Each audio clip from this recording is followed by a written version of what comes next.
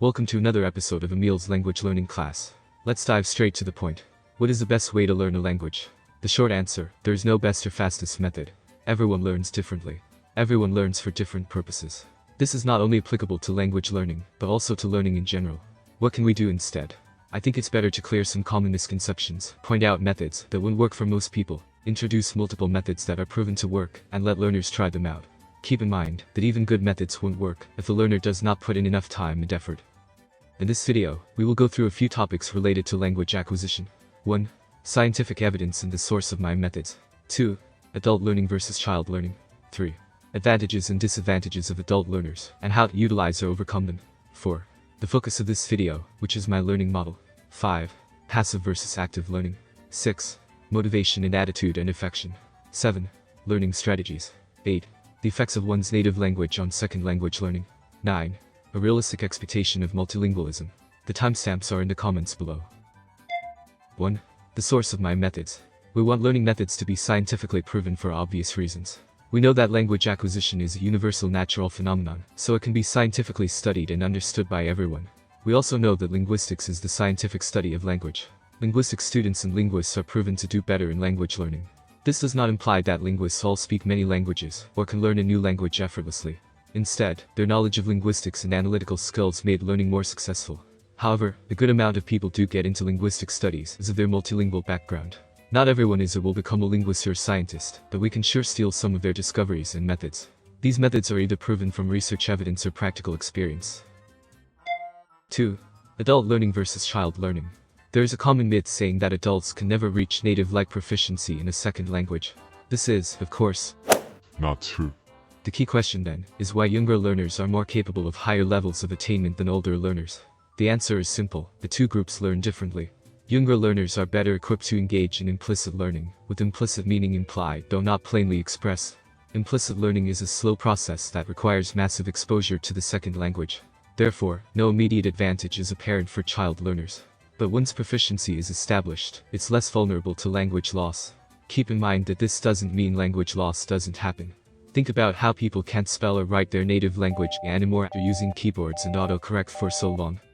Older learners, on the other hand, rely more on explicit learning, with explicit meanings stated clearly and in detail. This type of learning may lead to more immediate success in the initial stages. Okay then, here comes what really matters to us second language learners. If explicit learning is more important for older learners, why do English education systems in many countries suck?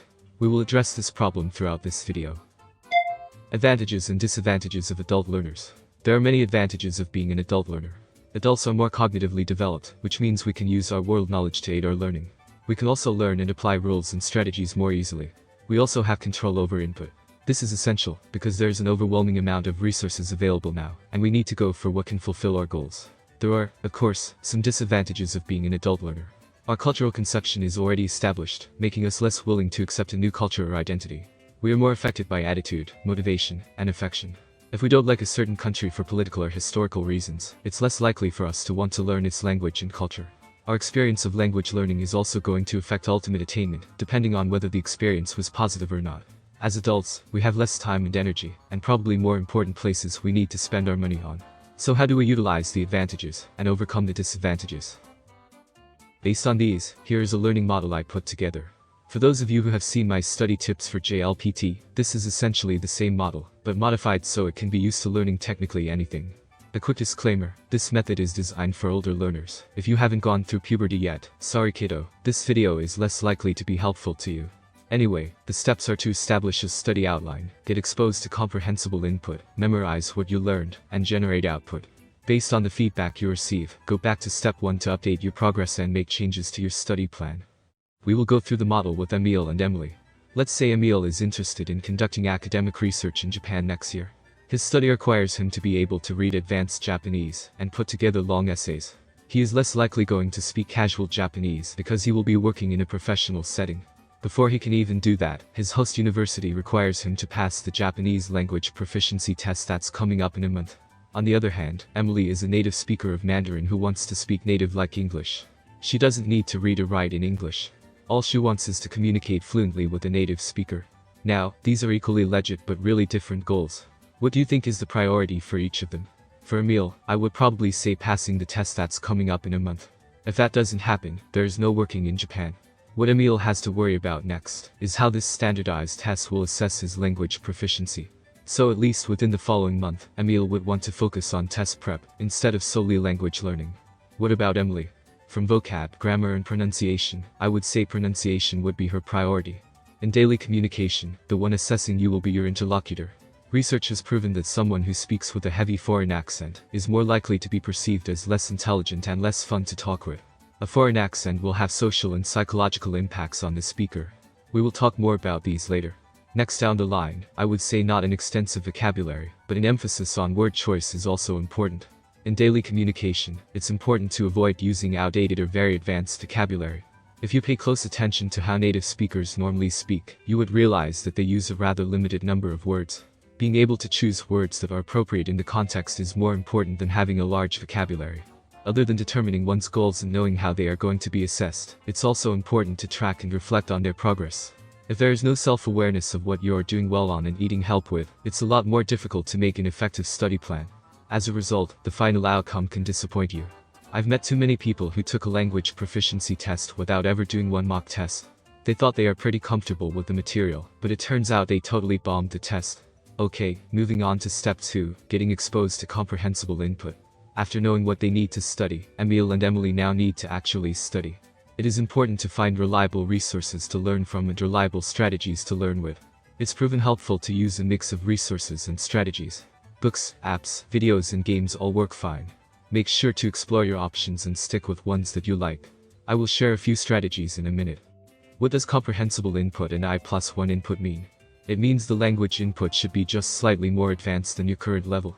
If the input is too advanced and you can't understand a thing, no learning will take place. If the input contains no new information, there will also be no learning.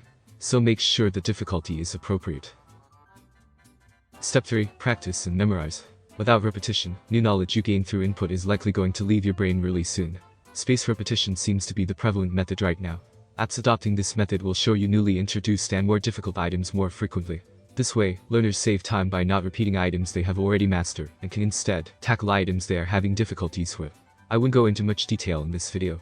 If you are interested in how to improve your pronunciation through practice, please watch my video How to Achieve a Native-like Pronunciation in All Languages. Now, let's assume both Emil and Emily have learned a lot and memorized a long list of vocabulary. How do they apply and check their knowledge? For Emil, who is studying for a test, doing practice tests with answer keys available would be very helpful. The mistakes can be directly perceived through the test result. But in Emily's case, more consciousness and judgment are required. She should reflect on recordings of herself talking her experience from interacting with proficient English speakers. Here are a few questions for Emily to consider. When people couldn't understand her, was it because of her pronunciation, or did she say something that nobody ever says? When listening to native speakers, which words she learned or never use, and why is that? Are the words outdated or only suitable for certain situations? What are some commonalities of those words, and can she cross them off from her vocab lists? Were people using slang and idioms, and should Emily add those to her list?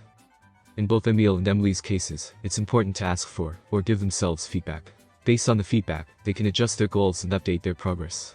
You see, they are now back to step 1. It is very common that even if you put together a well-researched study outline in the beginning, learning objectives you thought would be useful didn't turn out to be useful. That's why it's really important to test your knowledge and update the plan as you go. Let's discuss more factors that are going to impact how well you learn. Topic 5. Passive versus active learning. As some of you might already be aware, passive learning refers to an instructor-centered style of learning, especially when students don't get feedback from the instructor. In this type of learning, the instructor or the curriculum controls what you learn and how much you learn within a given time. Passive learning often involves simply watching, listening, and taking notes, and maybe some rote learning outside class time.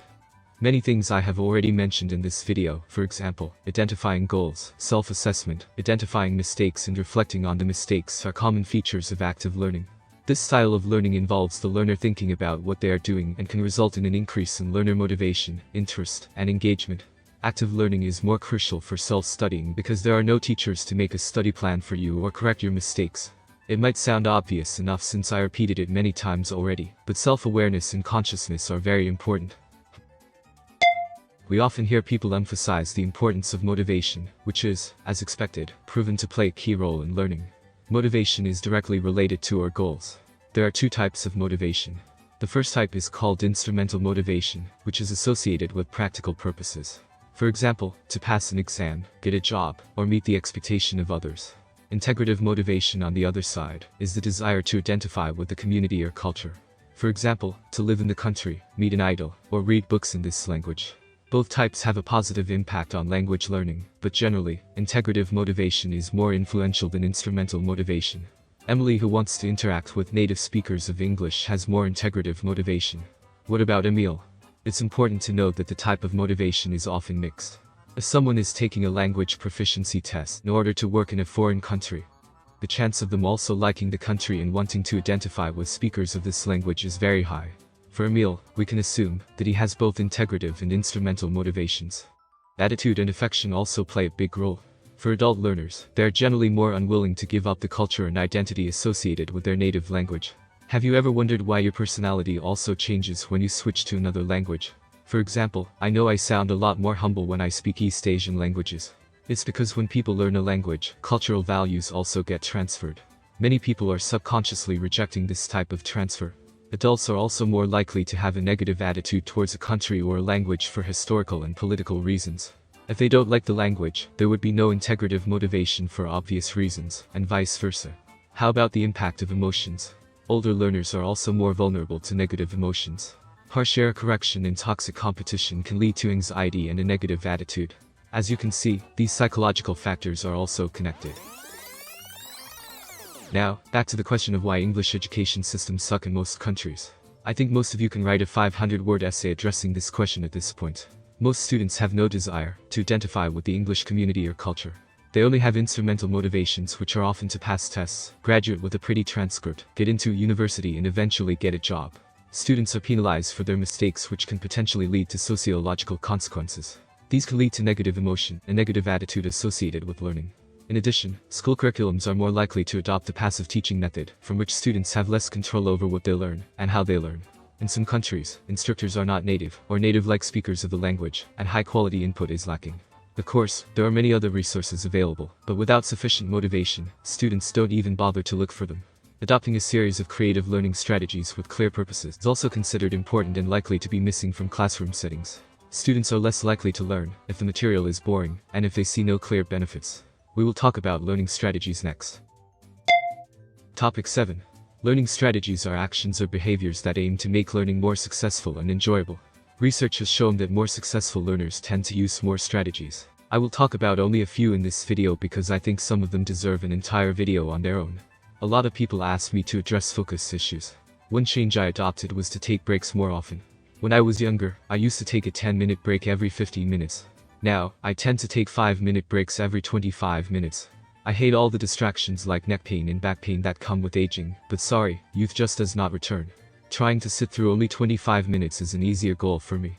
If you tried this strategy and get carried away by learning, by all means, continue studying and take a longer break afterwards. And then there's the I just need to check my phone issue. Sure, this habit is very difficult to get rid of, so let's try to change what you do with your phone. If you want to chat, can you chat with your language exchange buddies? If you need to go on YouTube or TikTok, watch some videos related to your goals. On other platforms, you can also follow trends or accounts related to whatever you are learning. This might be less learning, but also less skilled, huh? And then there are also spaced repetition apps out there. I personally also like learning with karaoke. This is a fun way to practice timed reading and pronunciation in a controlled environment, by which I mean there is no need to worry about other components, such as stress and rhythm of the language, as well as forming sentences spontaneously. You can also record yourself and listen back to it. It's really awkward to listen to recordings of myself talking, but maybe less so for singing. If you don't feel comfortable with some of these strategies, please don't use them. It's more important to keep learning an enjoyable process, especially when language learning can be a long-term thing. I want to very quickly throw immersion in here. So, immersion is often considered the best way to learn a language, and rote learning is almost considered meaningless in comparison. After watching this video up to this point, what do you think? My opinion is that just like the combination of integrative and instrumental goals, immersion and rote learning can also be consciously used together to aid each other. The effect of the native language on second language learning is a huge topic. The common myth is that one's native language can make learning a certain second language really difficult or effortless. In fact, our native language can both aid and interfere with learning, and apparently, your own commitment matters more than anything else. So if you are successful with learning a new language, don't give all the credits to your language background. And vice versa, it's problematic to blame your native language for the lack of success and assume others succeed because they had a huge advantage over you. To explain this, I like to use the U-shaped trajectory. You see, we have identical and very different items on the top and similar items at the bottom. When learning a new language, identical items shared by our native language and our target language are obviously the easiest to learn. This applies to any domain of a language: pronunciation, vocab, grammar, and contextual knowledge. These identical items do make learning at the initial stages faster. We should also be able to notice items that are really different from anything from our native language. We may not be able to produce them well on the get-go, but generally, we can eventually improve a lot because they are salient. However, we will have a harder time recognizing and producing items that are similar and not different enough. These items lead to confusion, neglection, and the extra effort needed. For those of you who study multiple Germanic languages, you may have heard of cognates and false friends. People also love comparing Chinese languages with Japanese and Korean, and it's often implied that if you know one of them, learning another is going to lead to guaranteed ultimate attainment. In fact, the myth probably originated from people's success in the early stages of language learning. We should also take into account that most learners do not proceed beyond that point, probably because it's getting difficult. Sooner or later, learners who do continue to learn will have to deal with those minor differences noticeably in pronunciation, writing systems, and pragmatics, which are such a pain to learn. To sum it up, we expect that an L1 similar to the L2 will make the initial stages of learning L2 faster, but the learner will eventually hit a plateau because they run out of knowledge they can refer to and will likely be dealing with advanced material and the subtle differences that are the most difficult to learn. We expect learners with an unrelated L1 to have a more linear learning trajectory, and they will eventually catch up with the previous group. Of course, this type of comparison is only meaningful when the two groups have both committed a similar amount of effort and have similar progress. This involves a few really complicated concepts, and I hope I did an okay job explaining them. Lastly, we will talk about some realistic expectations of multilingualism. It is quite common for people to define a multilingual to be someone who uses multiple languages equally well. To be specific, this is often called balanced multilingualism, which occurs pretty rarely. This definition has many negative consequences and is oftentimes considered an old-fashioned monolingual view. However, it's not uncommon for bilinguals or multilingual themselves to adopt this definition. This definition leads to some unrealistic expectations, often involving being overly critical of one's own or others' language competence. The truth is that multiple languages used by the same person are rarely balanced. What is a better definition? Nowadays, more people agree on the definition of a person who uses, or might use, more than one language in daily life.